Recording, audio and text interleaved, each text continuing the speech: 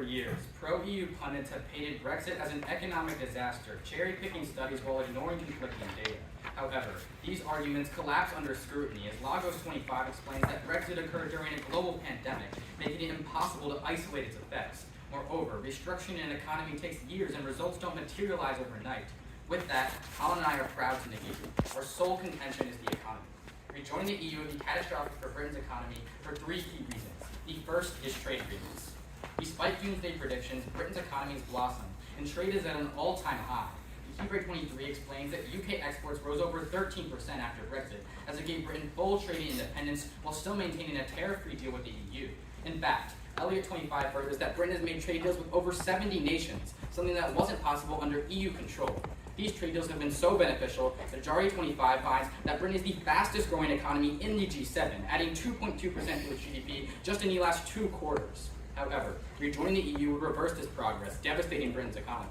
Helm 24 explains that because the EU doesn't allow member nations to have separate free trade agreements, rejoining the EU would force Britain to back out of its new trade deals, ultimately crushing its economy. Moreover, Aura 25 explains that joining the EU would cripple British trade, as the EU is known for bad deals and lacks respect as a trading partner. Member states are too divided to agree on good deals and too easily pressured into weak ones.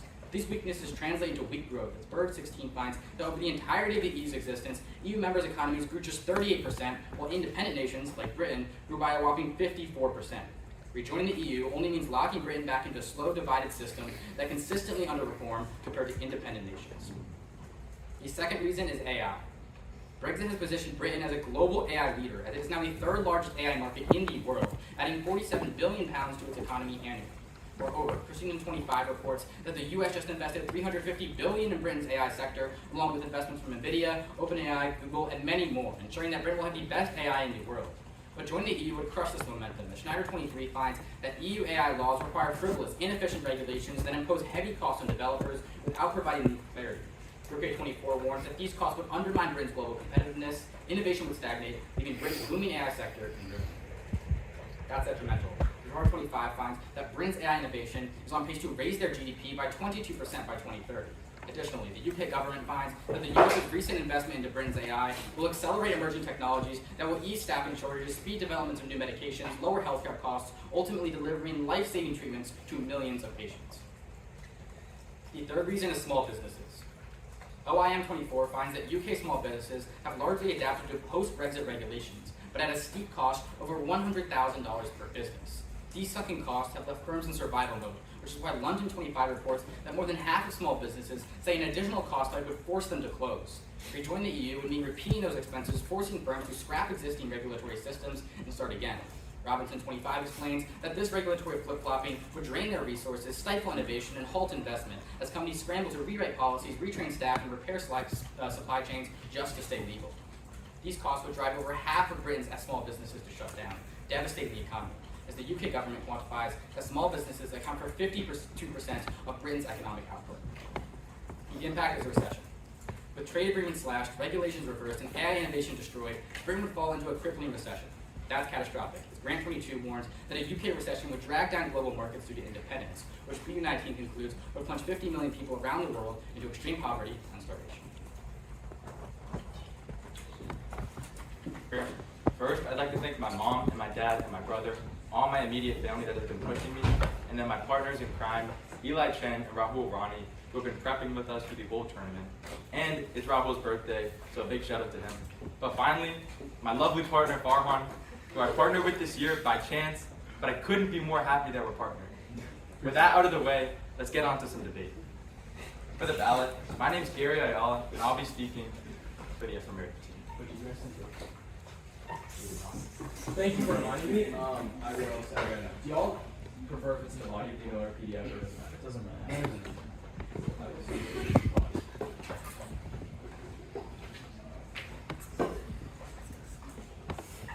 Yeah.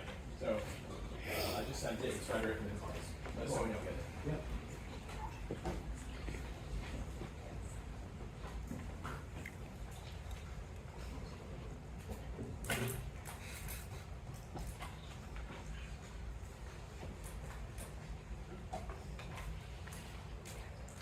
We just got it. Alright, perfect. I'll begin my speech on my first word.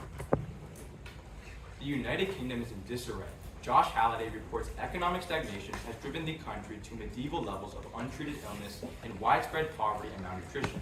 And the BBC from last Friday finds that the latest figures show zero growth. The cause is clear. Political editor Helm finds that the vast majority believe Brexit has been bad for the UK economy, fueling inflation and the cost of living. Indeed, economist David quantifies that Brexit has cost the UK economy $100 billion each year. Thus, to return light to a kingdom flooded by darkness, Farhan and I affirm the resolution. There are two ways in which rejoining the EU would bring prosperity back to Britain. The first is by harmonizing trade. Brexit made trade with the EU infinitely harder. Corbett finds that Brexit stripped Britain from the EU's single market and customs union, subjecting the UK to duplicative tariffs and new checks. Consequently, exports across multiple sectors have fallen sharply. Researchers at Ashton's University Business School report that additional checks and delays cut agri-food exports by 50%, disrupted supply chains across the automotive industry, and reduced textiles by 38%. And new trade deals are insignificant. Business journalist Catchnet finds that they will only offset Brexit's blows by 0.2%. And Tony B continues that it would take 50 India trade deals to make up for the damage. This is because most of the UK's new deals simply replicate agreements the EU already had, and because 40% of Britain's trade is with the EU itself. These impacts our regulatory barriers are twofold. First, on trade flows, Lucio finds that UK exports decreased by 24% and imports decreased by 27%. These effects continue to occur despite new trade agreements. Reduced exports mean a weaker demand for production, which costs jobs. Indeed, in an independent study, Campbell reports that estimates are now 2 million fewer jobs in the UK as a result. Second, on the pharmaceutical industry, Cambridge Econometrics reports that the drug shortages have reached their worst level in 4 years, with 1,938 supply disruptions last year alone, and a 20% fall in the value of imports. Brexit-induced trade barriers are the primary driver of these shortages. Overall, research from the National Library of Medicine finds that drug shortages increased in-hospital mortality by 3.7%.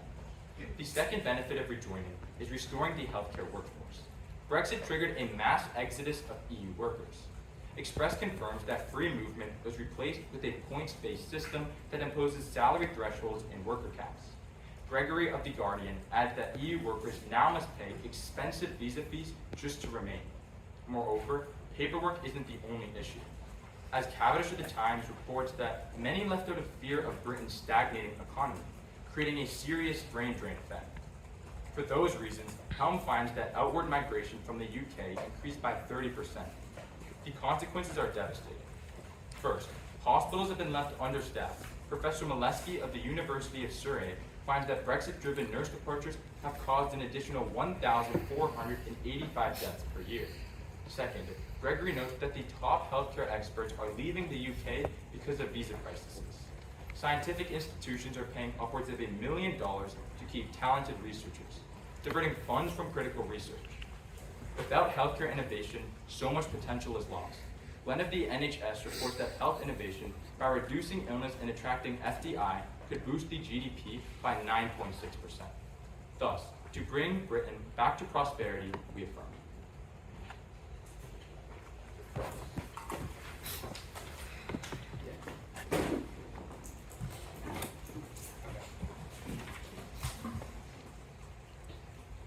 How much would joining the EU increase the UK's economy?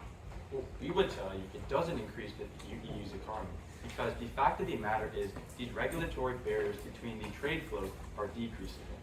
But you're saying so rejoining doesn't help? Sorry.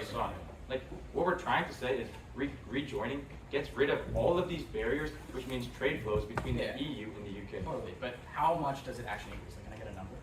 Well, I mean, we read you a bunch of numbers in case. It's not an overarching number, but all of your numbers are in case are about why Brexit was bad. None of your evidence talks about why rejoining is the actual best option. I mean, what's the question? No, I was just asking you, can you provide a number? Well, yeah, we would tell you that these trade deals that you talk about are insignificant, but insofar as the EU and the UK are each other's biggest trading partners, we would see hundreds of billions of dollars flowing in. Okay. I'll take a question. Sure. On your impact about this global recession, how does it spill over to the rest of the world? Okay, our argument is that global economy is extremely interconnected. The UK economy, just like you said, has trade partners with all other countries like the EU, the US, and 73 other nations, which is also part of our argument. Okay. When that collapses, you don't get exports from that country. Can I take a follow-up real quick? Yeah, sure. Yeah. So insofar as we've seen a recession in the Britain's economy in 2023 where it dipped and then it came back out, none of the effects spilled over globally. So why would it happen this time? So our argument's super specific. On our argument about small businesses, we would tell you that half of these small businesses would collapse because they can't take another economic hit. The economic hit would be doing new regulations with the EU. They are very weak right now, but when they have to rejoin the EU, they have to pay hundreds of thousands of dollars in regulations. Our evidence says they can't afford it. That's why you'd see a 26% decrease in GDP. Okay. That is much bigger than whatever small economic hit you mentioned earlier. I would say that would cause a global recession. We'll contest it. You can take the question. Okay, sure.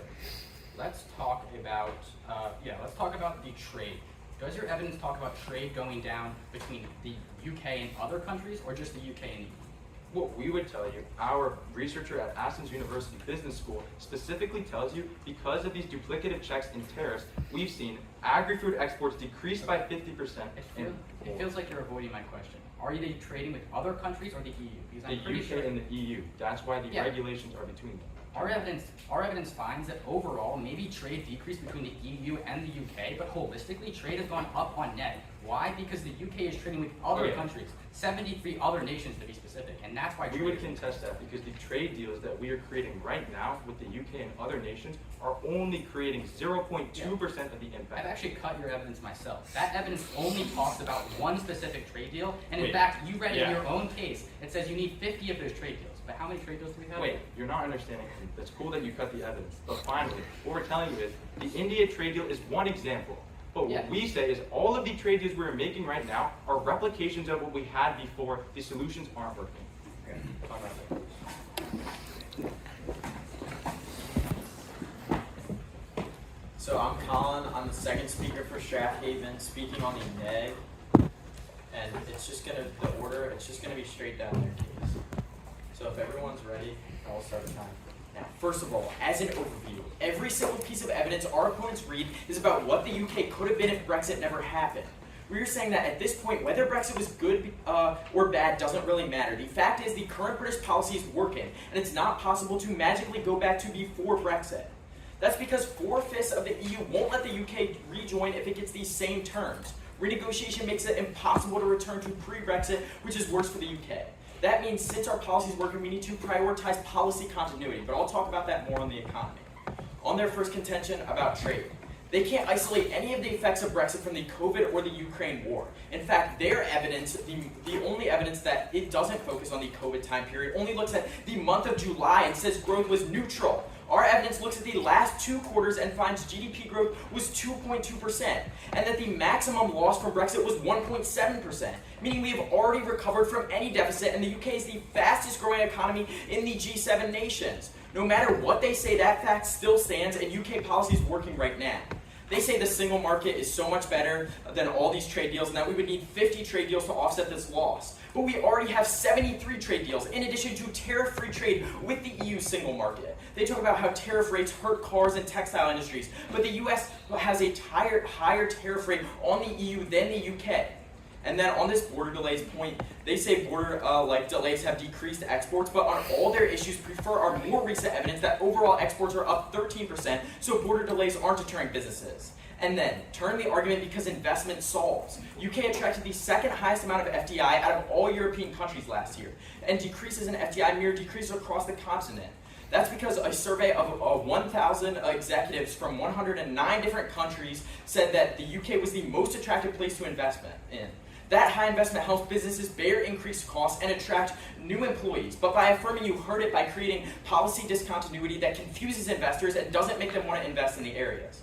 Then, on the agriculture point, EU regulation is cited as the biggest obstacle by the majority of small businesses. Brexit allows UK businesses to avoid this. PE25 says that regulatory burdens are one of the top problems named by businesses in the EU. It is seen as an obstacle to investment, with 55% of small businesses flagging regulatory obstacles as their greatest challenges. That means right now we're protecting the UK from these strict regulations. These farms, once you affirm, they have to adapt to a whole new EU regulatory framework, and that pushes small farms completely under. Then, on their argument about migration decreasing. Migration increased on net after Brexit due to the UK creating new visa laws. Mo25 says that a sharp rise in net migration after Brexit was driven by an increase in non-EU citizens. It reintroduced a post-study work group, opened new humanitarian visa routes, and senior care workers eligible for work visas. That offsets any loss in EU migration. Let's move on to healthcare. Their terminalized impact on healthcare is 1,000 deaths per year. Meanwhile, 100 million people are pushed into global recession if you affirm. And a recession makes healthcare industry worse everywhere, and you see way more deaths. But they rely on doctors coming in from the EU in order to solve this shortage of doctors. But there is a doctor shortage across the entire EU. Doctors moving around just leads to shortages and deaths in other areas. Europa 25 says that a committee in January 2025 estimated a shortage of 1.2 million doctors across the EU due to demographic aging. That means no matter what, they'll never be able to recoup the nurses or the doctors because they're just moving from somewhere else, and the deaths and doctor shortages are somewhere else in the EU. But the new visa law post-Brexit increased non-EU migration, specifically solving for this. On the medical shortage, the UK has robust measures in place to reduce patient disruption and has invested $500 million in medicine. Meanwhile, the EU has a huge medicine shortage, and they have no regulations to tackle it. The UK is better. Do not lump them in with the EU, where the medicine shortage will only become worse.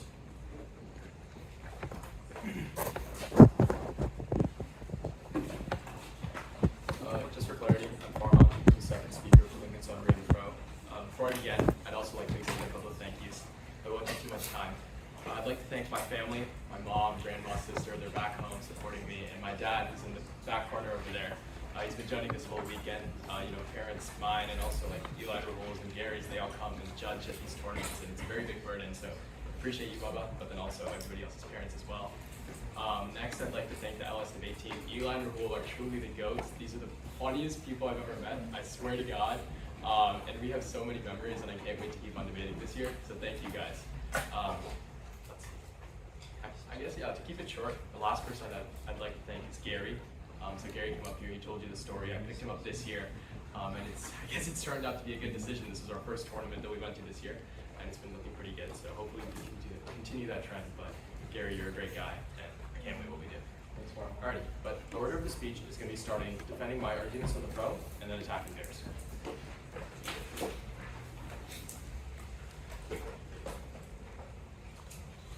Let me know when everybody's ready.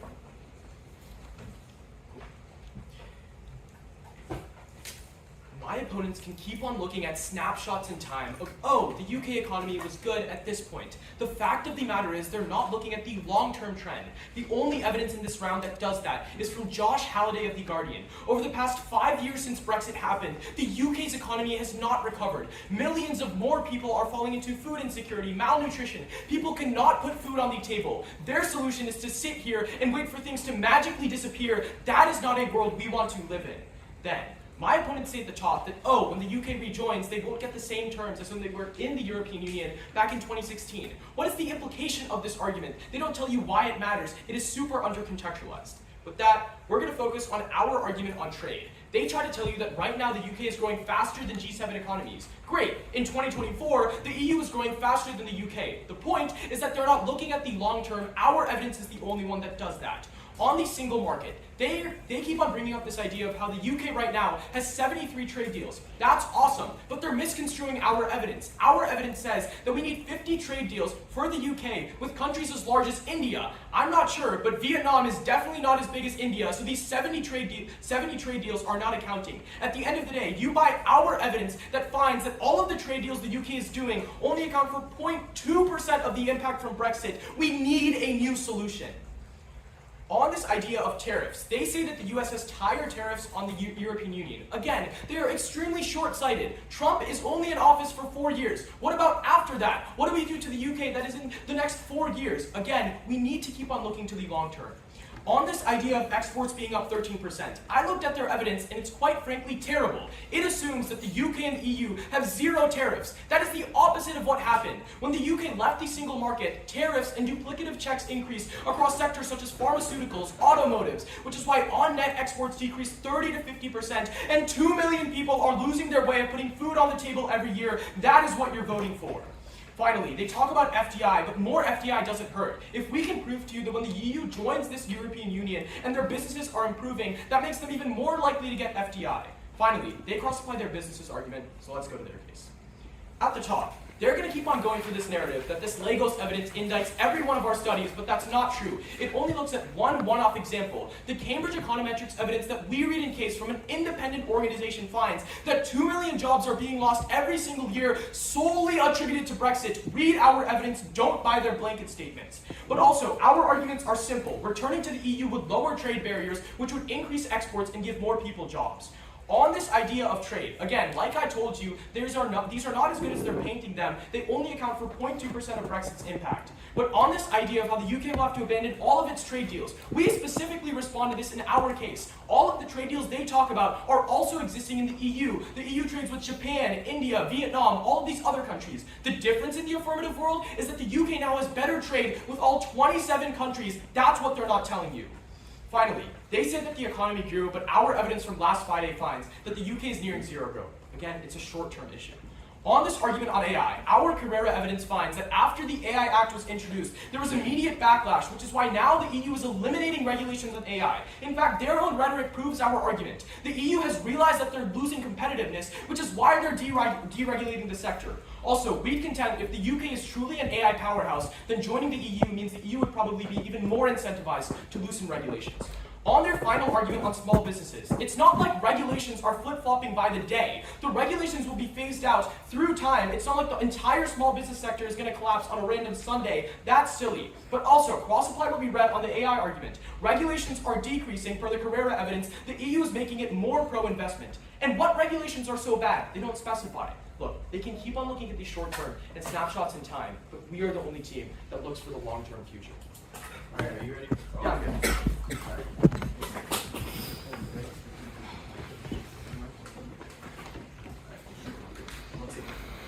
There you go.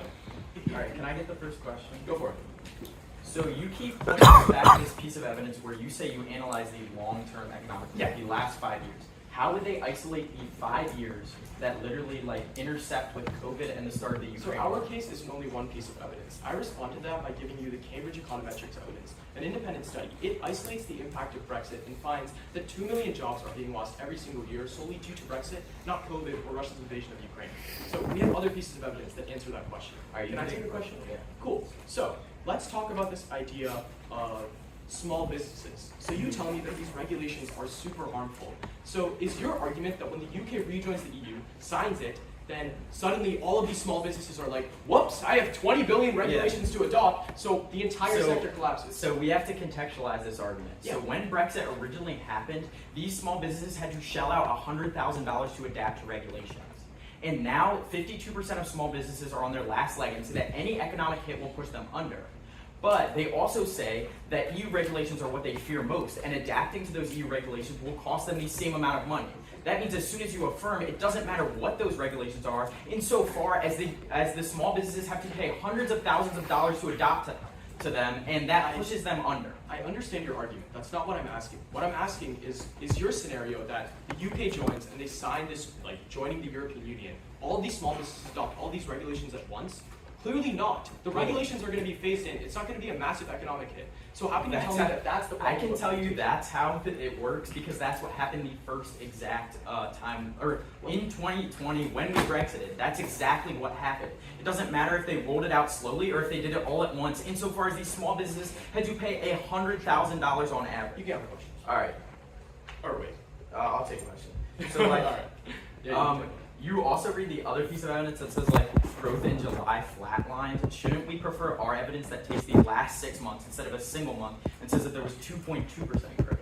Sure. So we can keep on looking about 6 months, 1 month, 5 days, 2 days. The fact of the matter is, ever since Brexit happened, the only evidence in this round that isolates specifically how the UK economy has been doing over that time is holiday. And more people can't afford food. More people can't afford refrigeration. We are saying that a solution is needed. Wait, I'm just curious, like, can you explain how they isolated the effects? Because if they're just looking at the economy, there's no way to separate the effects. Again, I already answered this question. I'm not Josh Halliday. I didn't write the article. I know, But the but Cambridge still. Econometrics evidence isolates Brexit. Like- Because the argument is very simple. When Brexit happened, the UK was kicked out of the single market and customs union. That meant that tariffs and other trade barriers, such as duplicative checks on both Right, sides, I don't increased. That is what decreased exports. So- and with, or sure, yeah, take a look. You say tariffs hurt like the EU and the UK economy. Doesn't the UK and the EU have tariff-free trade right now? That's not true. Yes, it That's is. the whole definition of leaving the single market. There is no more tariff-free trade. There are duplicative checks. Tariff-free trade is different from like having border checks. There is tariff-free trade. There's just not like I find that they're not seriously hard just to part of the believe, same block. Good cross.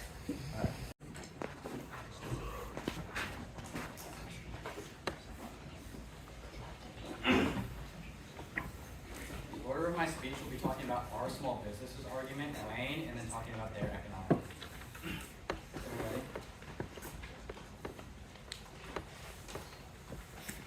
The most important argument in this round is our argument on small businesses. We tell you that right now small businesses are floundering. Why? Because the UK had to pay hundreds of thousands of dollars in regulation costs for each small business because they switched from the EU regulations to the UK regulations. That was really bad, but fortunately our evidence finds that the UK businesses are surviving, but half of these small businesses are on the brink of collapse. Our evidence finds that half of these small businesses can't take another economic hit. That's why we say joining the EU is inherently bad, because if you rejoin the EU, you have to pay these hundreds of thousands of dollars to small businesses, and 50% of these businesses can't take the economic hit in the first place. That's why our holistic evidence finds that if you rejoin the EU, these small businesses will cost the economy 26% of GDP. The only response that they say is that regulations are down in the EU. But remember, it's not that the regulations are down, it's that they're switching to new regulations in the first place. The inherent switch of totally different regulations causes them to have to spend money to readapt to supply chain, readapt to retrain workers, and do all these sorts of things that cause these regulations to happen. Let's talk about the when. First, our argument functions as a fundamental prerequisite to theirs. Even if you believe that they have some meager economic growth, their evidence finds it's only 2.2%. It doesn't matter because you don't see economic growth in the first place if you immediately see the economy collapse by 26%. Our argument outweighs on time frame because our argument happens first. Because the minute that you switch to these regulations, they have to implement these new regulations, and that costs the economy. But you don't know when a recession is going to happen because you don't even see in the real world. Also, our argument outweighs on magnitude because they can talk about the meager 5.5% drop they had in the past, but that doesn't outweigh the 26% GDP drop that you'll see if you rejoin. So we don't even have to win their economy argument because as long as you believe that the small businesses have a 26% GDP loss, that means that they lose zero. Let's talk about the economy. They say that there's lower trade barriers, but our evidence finds that the trade barriers aren't what's important, that being able to make these new deals. They say these new deals are only 0.2%. Read the evidence I sent. The 0.2%, it only talks about one specific country, and you need 50 trade deals for these countries, but we have 73 different trade deals that allow them to expand their market. That's why our evidence finds that in the last 6 months, their economy has grown 2.2%, which is more than anything that they could increase. Their evidence only finds it increased by 1.7%, but a 2.2% increase has already happened because of these new trade deals. Go on to their case.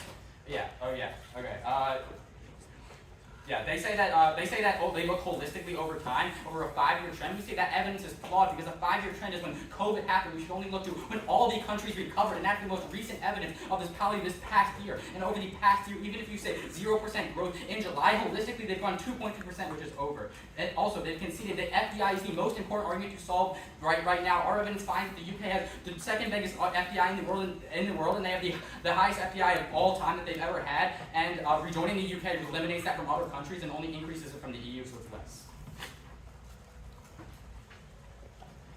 Okay. For clarification, the order of my speech will start on crystallizing the ground, our case, the comparison of the two worlds, and then their case. Is anybody not ready?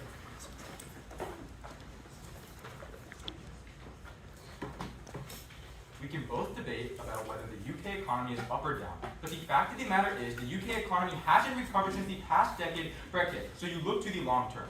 The only solution we haven't tried is rejoining. the neg team can come up here and spew you pretty statistics about the economy, but you need to look what's actually happening.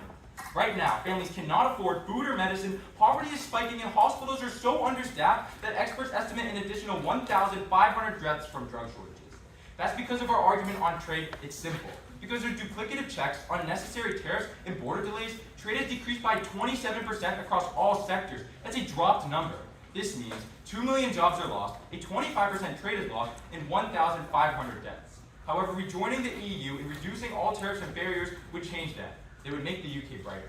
They extend one response onto this argument, saying that new deals are needed and we only talk about 0.2% of the economy, but they haven't indicted our evidence. The catch in the evidence says that the new trade deals, plural, only account for 0.2% of Brexit's impact. They sent some BFB evidence that he said he cut himself, but it's not the one we actually cite.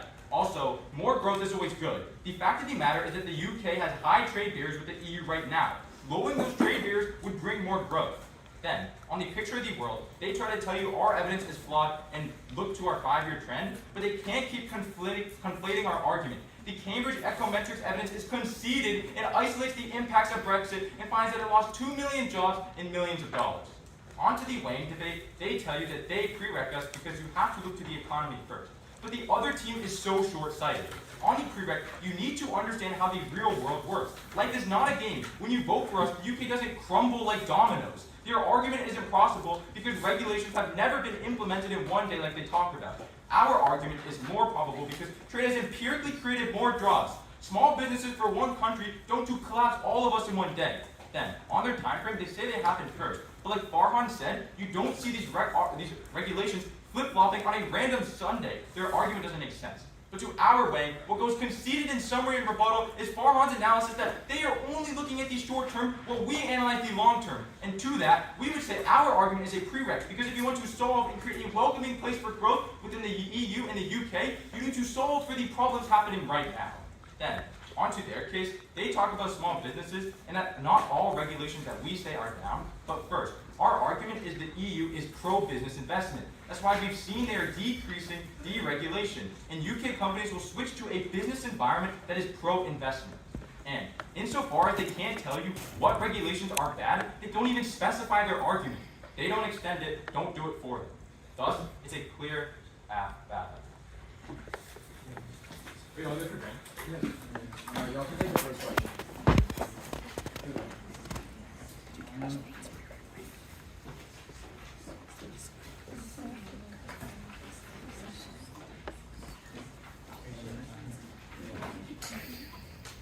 Why is it better to look at 5 years ago when COVID happened compared to the most recent economic growth when all these countries recovered from COVID and UK?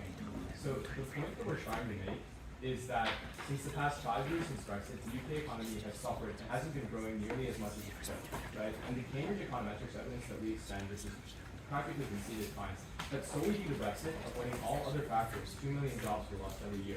Right. So that is the impact that we're going for. Yeah, but our argument is that yes, if you look holistically, Brexit did have a big economic drop, but now they are recovering. One, it takes time to actually to reform an economy, but two, everyone experienced that economic drop.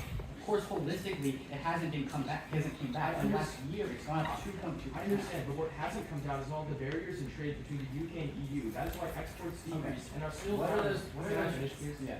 Exports are down by 30% across nearly all sectors in the UK economy with concerning trade to the EU. So our argument is, if we can cut down those barriers and create more jobs, that's a good thing. Yeah, I understand. So you're saying that between the EU and the UK, there's less trade barriers. Sure, but there's still tariff-free trade, and the trade barriers. That's not true. Your partner didn't even bring that up in summary. Also, leaving the single market inherently means there isn't tariff-free trade. That's the definition. No. It means there's not frictionless trade. There's still tariff-free trade. Frictionless trade is like if they don't have to go through borders and they don't have to spend money through that. The only economic impact that they have is going through borders. But even if you want to believe that there's worse trades in the EU and the UK, our evidence holistically finds that when you trade with other nations, the 73 other trade deals, overall trade has gone up 13%. So let's actually talk about that. Where in your BFD evidence does it cite the candidate study? Okay, so all of the pieces of evidence, they're all talking about the same thing. You can't just say that. You can't just come up here and say, oh, I know that this study is, the methodology is flawed. You didn't even cut my evidence. Okay, so You said the BFD, not candidate. yeah, I guess I assumed that was your evidence.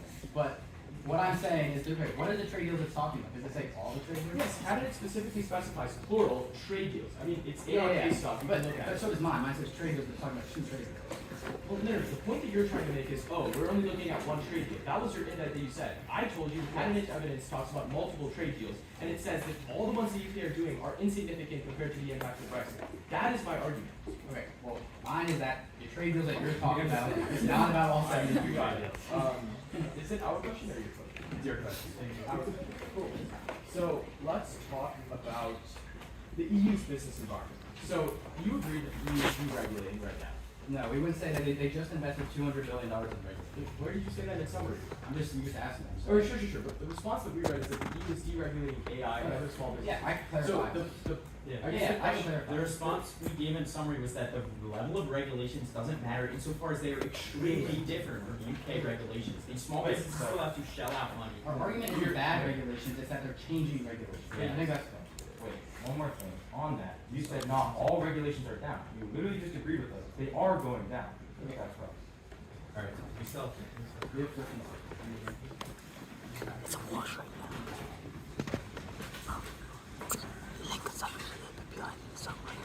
They didn't respond to the fact that the link to small biz is changing regulations, not the regulations. I know. It's going to be our case, Wang, and then their case. So if everyone's ready, I will start timing now. Where you should vote is on small businesses. Adapting to regulation costs small businesses over $100,000 each when we Brexited, which is why over half of them are now on the brink of collapse. Because they said that any additional economic hit will push them under. If you affirm, that means you are pushing the UK into recession because all of these small businesses have to shell out the same $100,000 with this policy flip-flop. And because small businesses account for 52% of the British economy, that pushes 100 million people into a recession by reducing the British economy by 26% overall. They just say it's not going to collapse all at once. This response is really bad, and we respond to it in every speech. We can look at the example of Brexit, where before the policy is actually implemented, which is the affirmative in this case, the regulations have to be put into place, and the businesses still have to inevitably pay $100,000. They also say regulations decrease, but we keep saying our evidence says it's not the level of regulations, it's the differentness. They still have to adapt to a completely new set of regulations, and that costs hundreds of thousands of dollars. On weighing. On time frame, I'll extend Ted's time frame when you don't know when a recession is coming now, but our evidence says outlooks are good and the economy is growing. But as soon as you affirm, you see small businesses being pushed under and them collapsing. They say regulations aren't implemented in a single day. I just responded to this. By the time you affirm, they are, and that pushes it down. On the prereq, if you immediately affirm, you immediately see these small businesses have to switch to new regulations, and half of them claim they're not able to do it. You would see a huge recession. That means you see the bad healthcare impacts they talk about, and you don't see any of the long-term growth. And they consider magnitude comparison, that lives are still lost in a recession. They say it's lives, not money. All right, then on trade. They say that trade decreased after Brexit, but it's only for trade between the EU and the UK. And holistically, our evidence finds that overall, the trade, including other 73 nations, increased on net 13%. The point 2 evidence, they say that it's only the India trade deal. We say it's not all these 73 trade deals. They say to look at what actually happened. We tell you that right now, over the last 2 quarters, GDP growth was 2.2%. That's what actually happened. We are on track to recovery. Don't let them shake it up with this volatile environment. Thank you.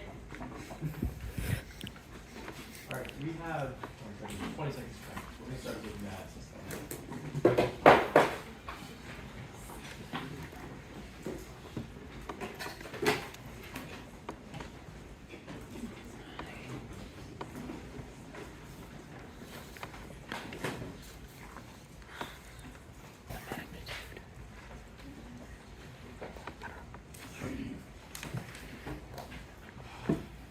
For clarity, it's just going to be crystallizing around, starting with our arguments, comparing them, and then the fact figures.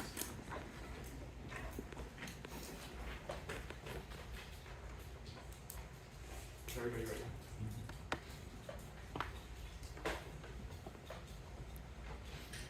We can keep on talking about short-term GDP growth, but the fact of the matter is the UK economy has not recovered and hasn't been growing as much as it could have without the European Union. Our argument on trade is incredibly simple.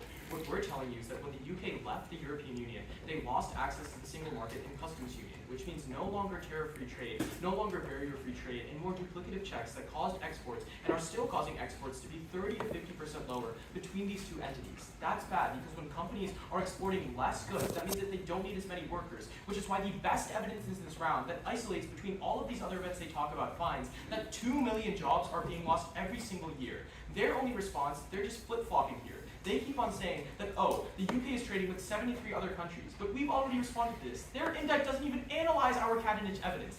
Cadenich, I urge you to look at it, looks at multiple trade deals, all the ones the UK is doing right now, and finds that they do not account for Brexit at all, only 0.2% of the damage. They just say that, oh, we're talking about India, but all 70 of those trade deals are not with countries that are the size of India. And remember, the UK and the EU are each other's largest trading partner. We should have as nearly frictionless trade as possible. That is why you affirm.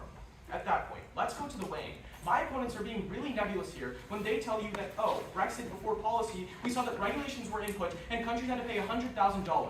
But they themselves told you in their final focus, inevitably. That's the key word. It happens over time. It's not like these regulations are imposed on one day, which means that there's no way that they are winning, that the whole sector collapses in one day. More importantly, on this idea of 26% of the GDP, look at their argument. They're just saying, oh, small businesses account for 26% of the GDP, and so when you see the affirmative happen, all of those small businesses collapse. That is not happening. At that point, we'd say for our argument on probability, they have conceded that trade empirically lifts people out of poverty and creates more jobs. The final thing they talk about is magnitude, but at the end of the day, we'd say that poverty also makes people more likely to die. Look, all of their arguments are short-term. The EU is becoming more pro-investment. The UK could be much better if they were inside the European Union. That is what you're voting for, a better future.